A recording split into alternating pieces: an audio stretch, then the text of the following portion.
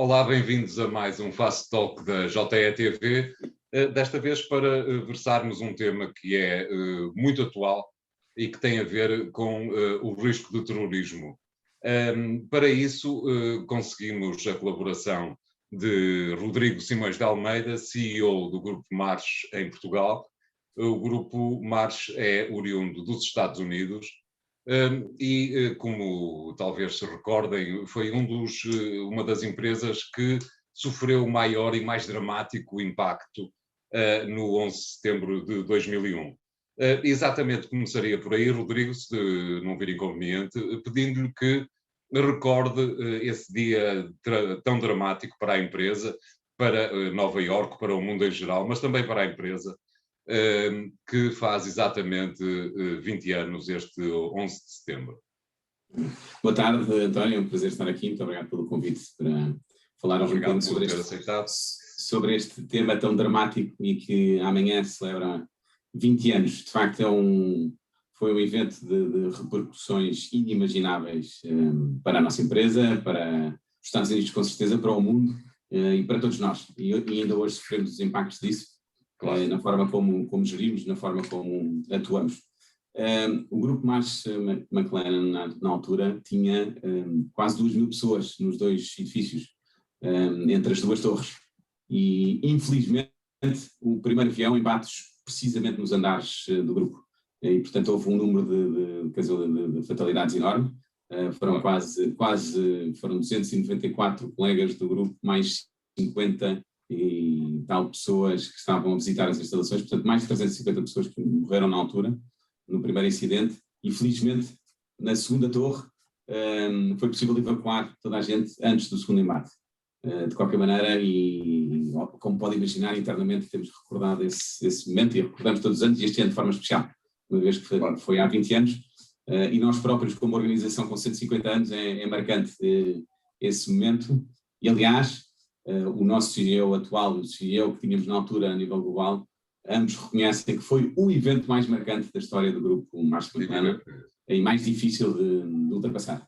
Na altura teve um impacto enorme nos nossos colegas, obviamente que houve um esforço enormíssimo do grupo de acompanhar todas as famílias que sofreram fatalidades e também as famílias que felizmente tiveram colegas que sobreviveram, mas que obviamente tiveram um impacto muito grande psicológico e na sua continuidade como pessoas. A continuidade do negócio foi um aspecto absolutamente chave na altura, obviamente muito difícil pelo impacto em sistemas, pelo impacto em pessoas. No fundo, somos um grupo de serviços profissionais, portanto dependemos totalmente das pessoas, da qualidade das pessoas e do talento que temos dentro de casa. Portanto, como podem imaginar, foi muito difícil compensar essas perdas. Mas hoje, olhando para trás, claramente foi ultrapassado, sendo notado por todos os clientes, parceiros, a postura exemplar que o grupo teve.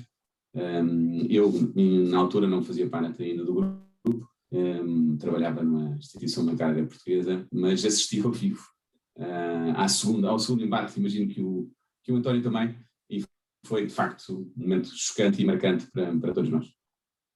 Eu estava em Marrocos sem televisão, mas vi posteriormente. Imagino que até ao dia 10 de setembro de 2001 os Estados Unidos não estivessem na lista, não no topo da lista, com toda a certeza, das regiões dos países com maior risco de terrorismo, não é verdade? É verdade que não como maior, mas obviamente como país com a importância que tem no mundo, já estava mapeado como um país com algum grau de risco de impactos terroristas, obviamente que não daquela dimensão, e muito menos da forma que foi. Mostrou, no fundo, as fragilidades que existiam da maior nação do mundo, não é? Maior nação, maior economia do mundo. Imagino que 2001, 11 de setembro, há um antes e um depois da gestão do risco, nomeadamente por parte de uma organização especializada. Conte-nos um pouco quais são as diferenças e como é que neste momento se gera o risco de terrorismo. Eu diria que não só na nossa organização, mas no mundo em geral, a gestão de risco mudou. A gestão de risco mudou, obviamente focada neste aspecto do terrorismo a curto prazo, mas a médio prazo uma muito maior abrangência e atenção das organizações para o risco em geral. Portanto, no fundo, o risco ganhou, se quisermos, um protagonismo enorme na prioridade dos gestores a nível nacional, internacional, global, se quisermos. Obviamente que tivemos que nos adaptar, a indústria seguradora também teve que se adaptar, entre outros aspectos, como pode imaginar, o terrorismo passou a ser uma área de análise específica em cada momento que se subscreve um novo risco.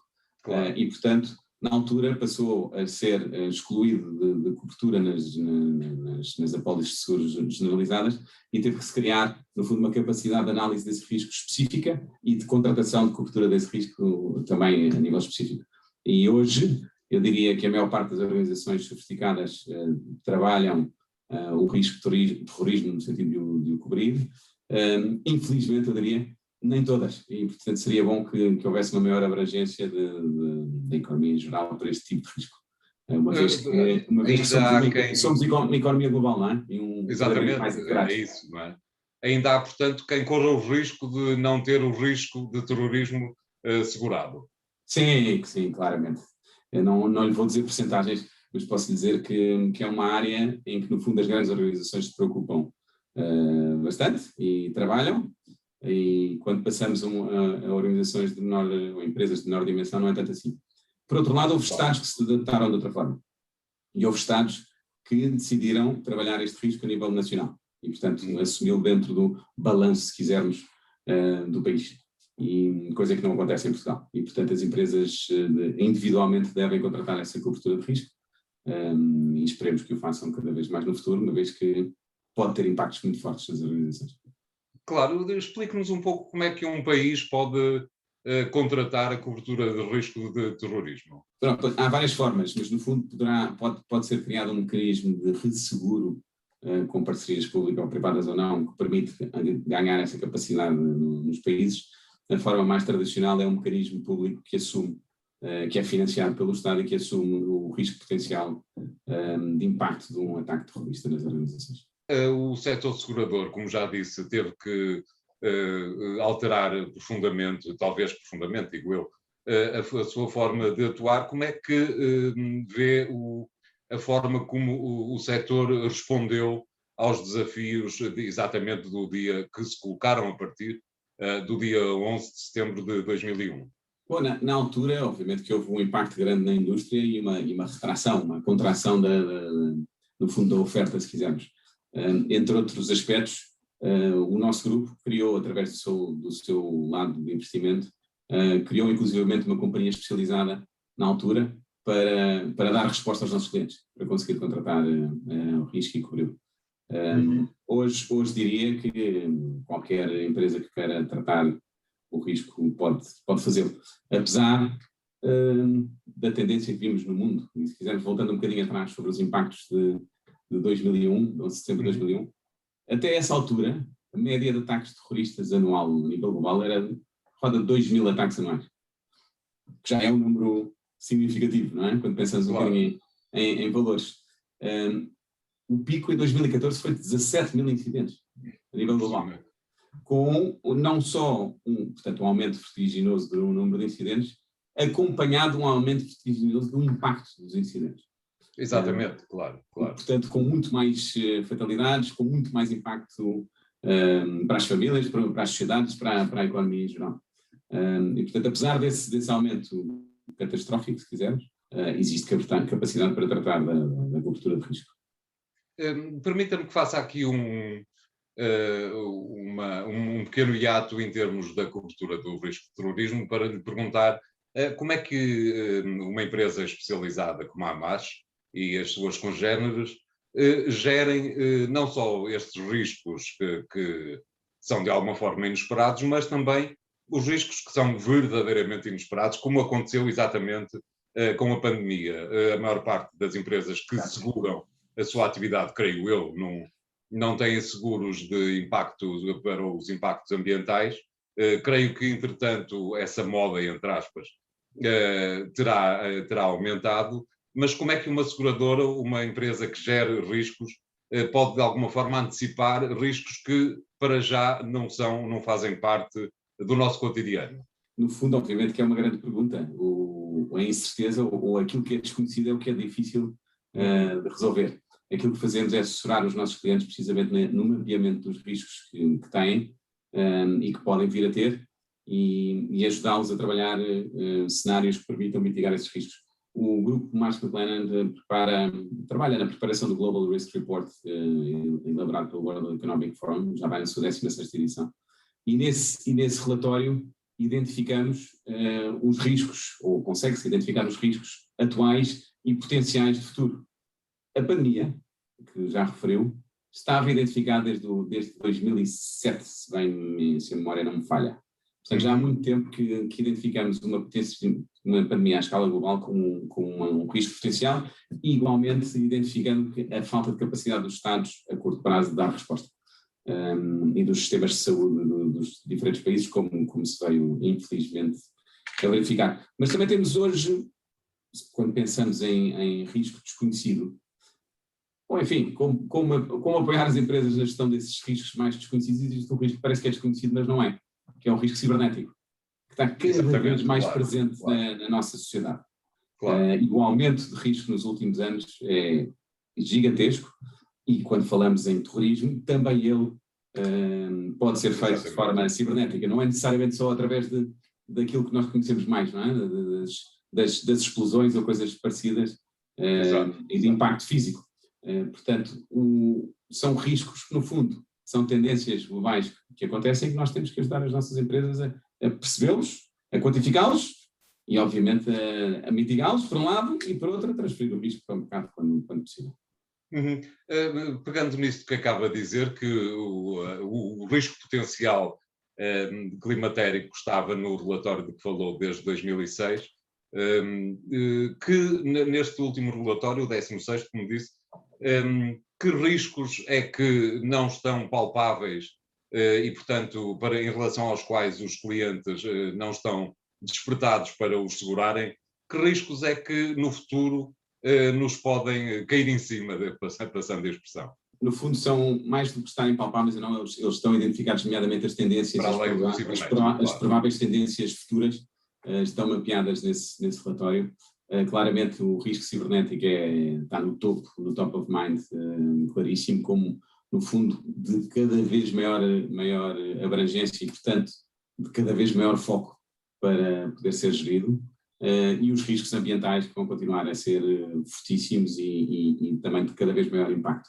E, portanto, as organizações, nomeadamente, por exemplo, empresas industriais que dependam muito de recursos naturais, nomeadamente água, devem estar claramente muito preparados nos seus planos de contingência e na eficiência como trabalham para poder antecipar dificuldades que venham a acontecer no futuro. E diria que a pandemia veio acelerar e demonstrar isso para todos nós, o risco para nós como pessoas, não é? Os riscos psicossociais e de bem-estar que vivemos com esta pandemia e que vão ser cada vez maiores, o risco da solidão, o risco da tristeza e depressão, que são riscos que têm que ser muito acompanhados.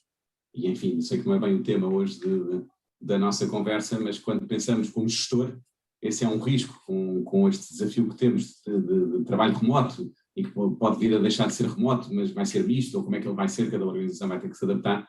É um aspecto que nos tem que estar a chamar a atenção e do qual temos de ter muito presente. Que apetência é que os clientes que a Marsh contacta em Portugal apresentam relativamente ao segurar deste tipo de riscos que não são os mais evidentes? É um mercado fácil neste aspecto, o português particularmente? Gostava de dizer que sim. Gostava muito de dizer que sim. Infelizmente é um dos nossos grandes desafios e ao mesmo tempo uma das grandes vantagens que podemos ter, na verdade, é o mercado, que é a capacidade de facto de demonstrar também com dados concretos os riscos que existem e que podem vir a impactar as diferentes organizações. E obviamente nesta lógica de querermos ser um advisor de risco, é o grande desafio que temos, é conseguir perceber os desafios que os nossos clientes têm e ao mesmo tempo fazê-los ver o que é que pode vir a acontecer. Vou fechar este parênteses que não tinha diretamente a ver com o risco de terrorismo para lhe perguntar exatamente qual é neste momento, quais são as geografias mundiais onde o risco de terrorismo é mais claro. Eu fazia também uma pergunta paralela que é a seguinte. Um leitor atento de jornais conseguiria com certeza responder a esta questão que acabo de lhe colocar, uma vez que estão bastante identificados os sítios onde o terrorismo atua com mais acuidado. Que tipo de informação é que tentam encontrar para anteciparem exatamente esta evidência que corre na letra dos jornais?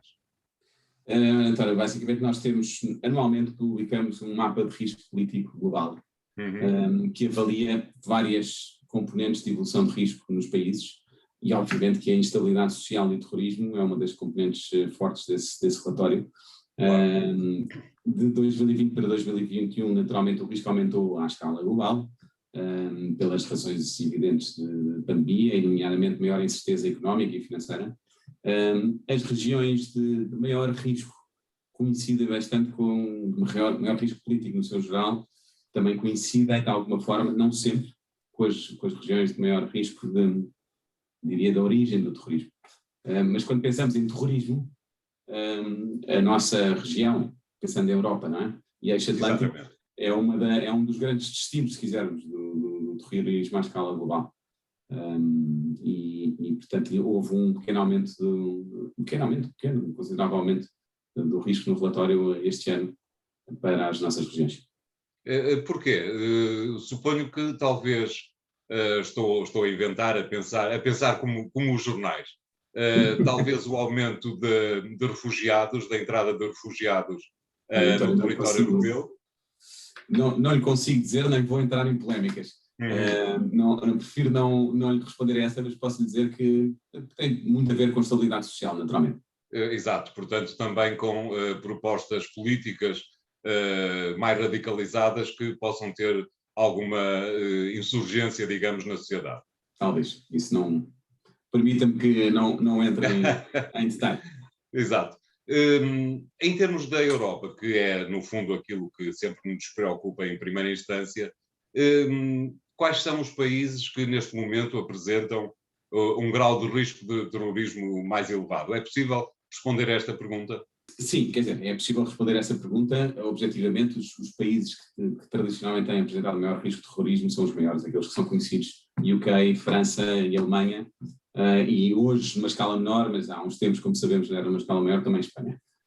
No fundo, a nível europeu, são os países que têm maior exposição ao risco, por todas as razões que já falámos, e também por dimensão, se quisermos, tem um bocadinho a ver também com os ataques cibernéticos. Os ataques cibernéticos são muito dirigidos a quem é mais apetitoso, entre aspas, digamos assim, onde causa mais impacto. E, portanto, essas são as regiões mais abrangidas. Felizmente, estamos aqui à beira-mar plantados, e até hoje não tivemos grandes preocupações, apesar de sabermos bem que já houve ataques evitados no país. Não temos tido essa incidência, felizmente. Portanto, Portugal está no fundo da tabela, digamos, da União Europeia e da Europa em geral. Diria que somos um país aberto e uma economia aberta absolutamente presente na Europa, e parte integrante da Europa. Não teria essa análise, e julgo que, sinceramente, não querendo discordar de si, diria que devemos considerar que estamos sujeitos ao risco, tal como outros países estão. Uma vez que o impacto que um terrorista queira ter na Europa pode ter em qualquer das geografias europeias, e o impacto vai ser necessariamente muito grande. Permita-me que lhe faça só, finalmente, 2 ou 3 perguntas, mais particularmente sobre o setor segurador. Para onde vai, com estas novas existências, para estes novos factos, para onde é que vai o setor segurador? Isto é, como é que a evolução nesta continuidade desde 2001 se vai verificar nos próximos anos? Diria que já falámos um bocadinho da gestão de risco e da maior abertura dos gestores à escala nacional, internacional, global para a gestão de risco. Isso leva também para a indústria seguradora a um desafio e uma oportunidade. Uma oportunidade de maior abrangência do seu negócio, de maior escala no seu negócio, sendo necessária também maior capacidade e, portanto, maior investimento. E é uma indústria hoje que tem uma facilidade de atração de capital para investir, e, portanto, diria que pode ser uma indústria de grande crescimento, pode e deve ser uma indústria de grande crescimento nos próximos anos, uma vez que ainda existe uma quantidade grande de fenómenos e de áreas de risco que não têm cobertura. E, portanto, claramente a indústria seguradora tem uma oportunidade grande de trabalho e existe uma necessidade grande das empresas, das pessoas, dos indivíduos, dos Estados, de terem uma maior capacidade de cobertura de risco. Acabo a entrevista fazendo-lhe uma pergunta que é talvez de resposta também difícil, mas estamos no dia 11 de setembro de 2021. Sabemos qual é o cenário que neste momento se está a viver no Afeganistão. É quase é trágico como tudo isto se passa 20 anos depois. Este dia 11 de setembro de 2021 é um dia de risco acrescido em termos de terrorismo? António, prefiro responder amanhã, mas Exato. Diria que todos os 11 de setembro estamos preparados entre aspas, não é? Pensamos que pode ser um dia de repetição. Diria que é tão mais arriscado hoje como amanhã, como ontem. Vivemos uma época de grandes incertezas nessa matéria, de fenómenos geopolíticos que podem ter impacto fortíssimo em qualquer momento. Como já falámos há pouco, o número de incidentes anual catapultou para dimensões incríveis e, portanto, todos os dias há incidentes. O que é que nós só conhecemos alguns, não é? Só ouvimos falar de alguns. Mas há incidentes todos os dias. E, portanto, amanhã, hoje, dia 11 de setembro, é um dia de risco. Infelizmente, o dia a seguir também o vai ser. Esperemos não ter nada para contar nessa matéria, porque vamos, nesse caso, viver mais felizes. Mas, claramente, temos de estar todos nós preparados para a incerteza. Claro, esse número de 17 mil casos anuais de que falou há bocado, a dividir por 365, dá um coeficiente que o melhor é não pensarmos muito nele. Exato, um coeficiente assustador. Exato. Muito bem, Rodrigo Simões de Almeida, agradeço muito a sua disponibilidade para falar deste tema, que é sempre um tema difícil, mas cada vez, talvez infelizmente, cada vez mais atrativo em termos da opinião pública. Sim. Agradeço muito aquilo que nos trouxe ao programa. Muito obrigado. Obrigado eu e até breve. Obrigado. Continuem a acompanhar as Fast Talks da JETV. Até à próxima. Obrigado.